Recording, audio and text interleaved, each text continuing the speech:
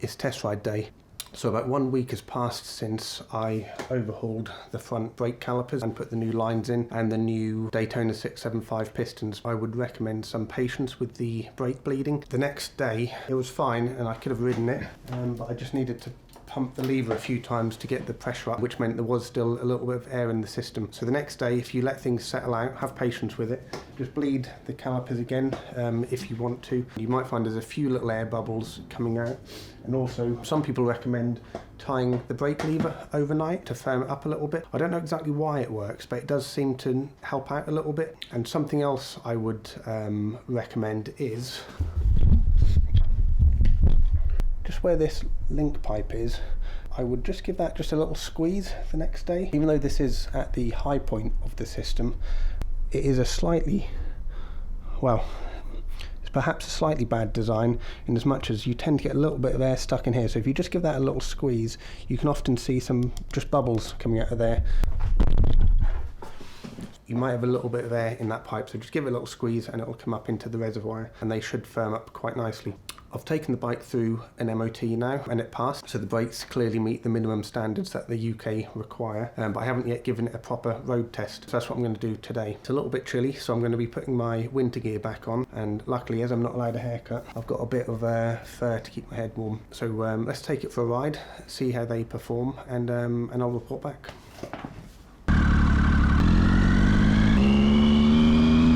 So nice day for it. Just going to go out up to the Blackdown Hills.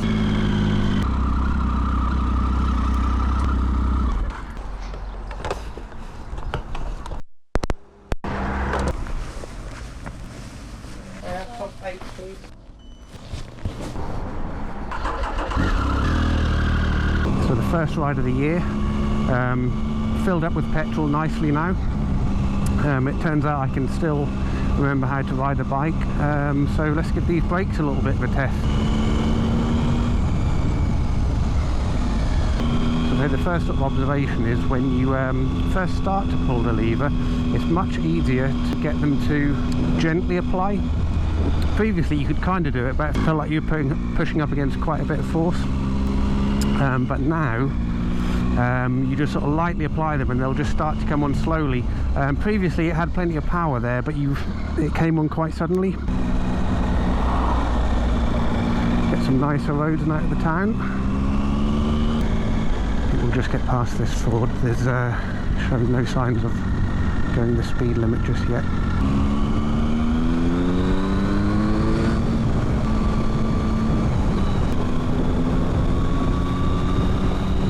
Get up to speed, then slam the old anchors on.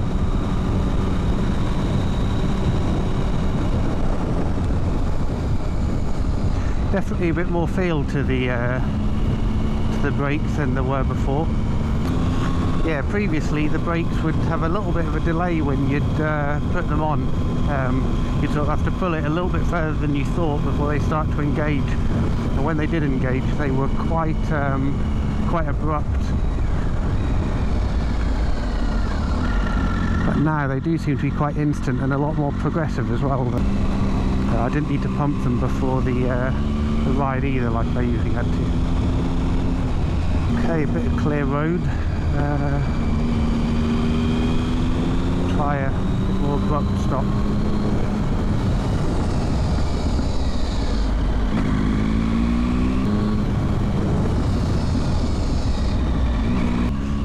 Significantly better than it was before.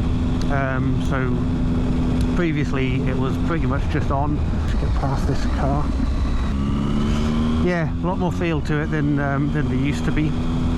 A lot more progressive, a lot less sort of lumping straight on and off. And I could really sort of feel the amount which I was putting in as well. When I went on quite hard, I could feel the rear wheel start to sort of not quite lift, but just lose a little bit of traction, a little bit lighter at the rear, which previously I couldn't really. Feel the nose just dive a little bit more.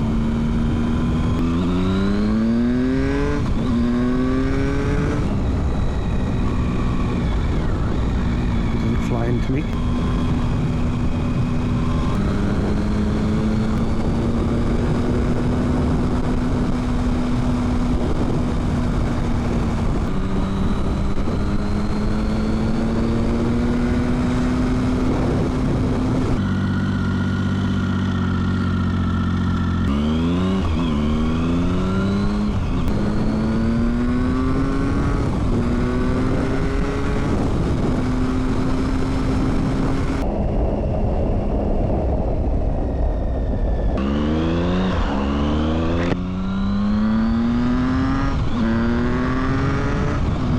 And overall, I would give that job the thumbs up.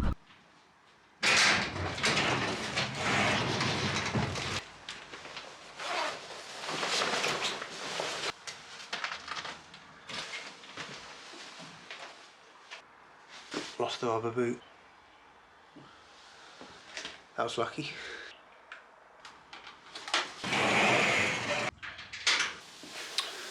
Pretty pleased with that on the whole. Gonna go and make a coffee and summarise.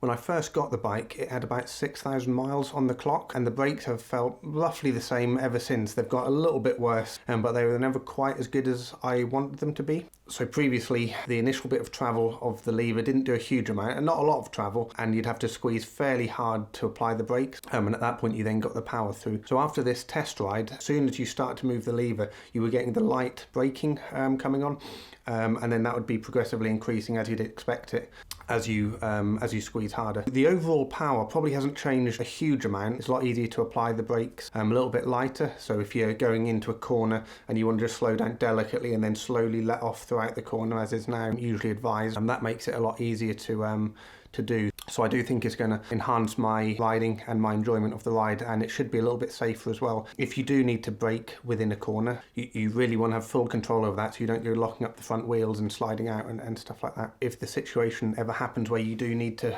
brake a little bit harder through the corners due to some obstruction in the road on the exit to the corner, it's going to be a lot nicer having those progressive and predictable brakes. So yeah, I'm really pleased with how the job went. It was, yeah, quite successful.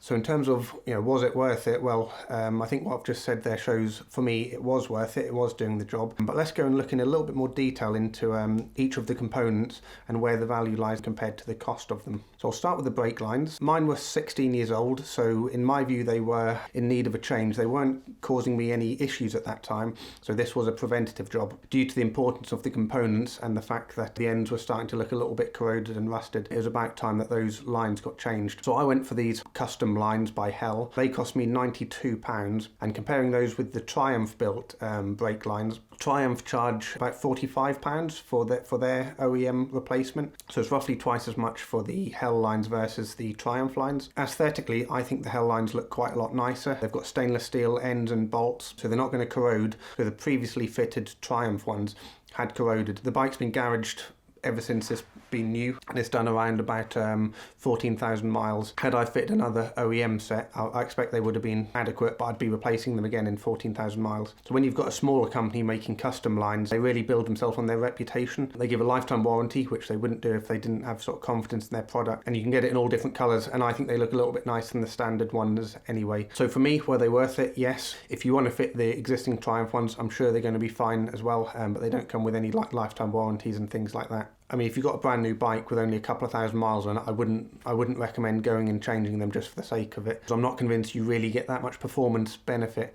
If you've got rubber lines, that would be a different story, because you will get an increased performance out of braided lines due to the reduced expansion of the pipework. So if you've got rubber lines, by all means go and replace it with braided lines. But if you've currently got factory fitted braided lines, I'd only replace them when needed. Next consumable is the brake fluid. Brake fluid's a no-brainer. You just need to replace it.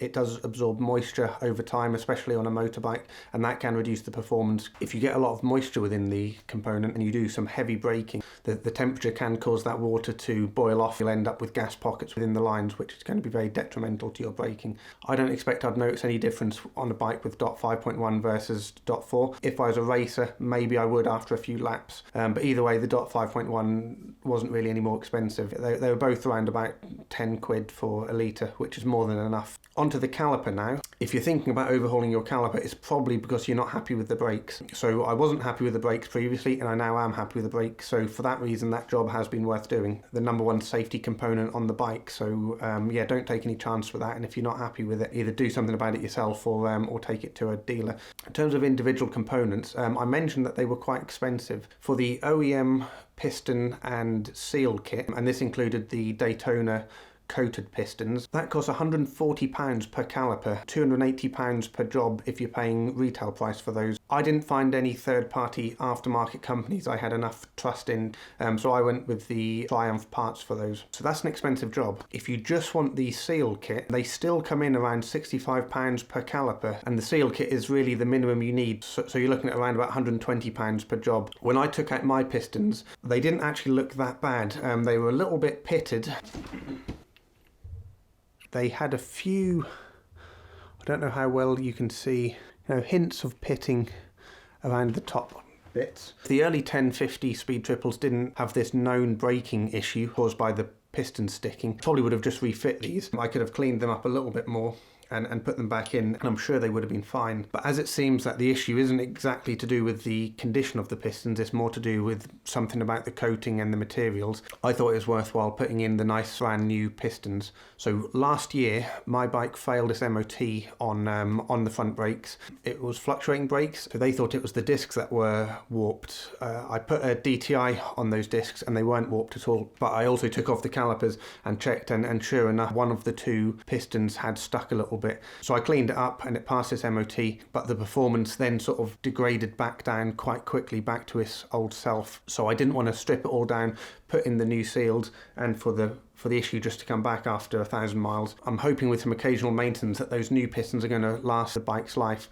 whereas if I were to clean up these ones or even get another set of those, which I don't think they sell anymore, I think I would have been taking these out after another 10,000 miles and putting some more back in. So the big question, is it worth it for those pistons? For me, it was. It's given me the peace of mind and it's given me the increased braking performance. Would I've seen similar results had I just replaced the seals and cleaned up the pistons? Initially, maybe, but after sort of a few thousand miles, I'm convinced that they would have went back to their old ways, because the seals I took out weren't in horrendous condition either. But this will depend on your own personal circumstances, how comfortable you are with your brakes and how much money you're willing to spend on it. For me, I thought it was worth it, and additionally, even though the retail price is quite high on these parts, you can often find some cheaper deals on eBay. In this scenario, I wouldn't go aftermarket for the pistons and for the seals. If you can find a sealed Triumph bag, you'll probably get it at quite a lot cheaper. So for reference, one of my piston and seal kit cost me about £70 from eBay, and the other one, I got impatient with waiting for it, so I just paid full price from my local Triumph parts dealer.